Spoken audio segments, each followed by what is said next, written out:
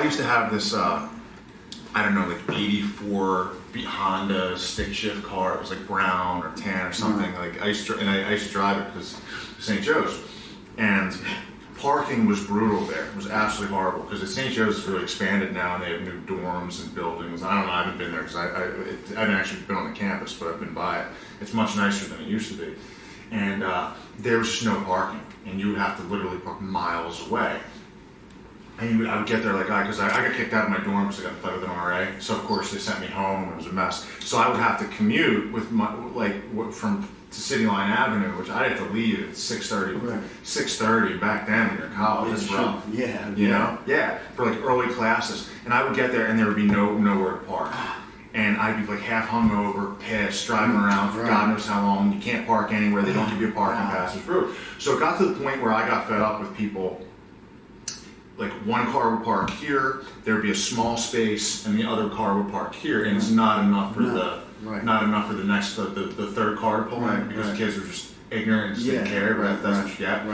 So I just thought of like, you know, in baseball they used to manufacture runs. You know, like guy on first, steal, bunt him over. You know, sacrifice fly. That's how you manufacture a run, stuff like that. Yeah, sure. And I was sitting there one day like angry and like late for class. I was like, I'm just going to manufacture a parking spot. So I would take the car that was beat up as it was, and I would back into the car, and then I would put it in like first gear and pull into the car in front of me, back into the car behind me, pull into that one, and like with every bump the cars would back up, and sometimes I'd be able to like squeeze in. And I just was like, I was like 20, I don't know, 18, 20, whatever I was, and I'd be sitting there, and there were times where I'd fit the car in, and like, it was, you could clearly see what I did. And there were times where I would walk out from class and I would see like the owners of like people being like standing by the car like this, and I would watch from the bushes. It was really good. It's a shame there weren't like camera phones back then because some of the reactions I got were pretty strong. If you see that in a movie, you know where they stole this idea from. That's such a crazy, funny situation that I can actually see him doing.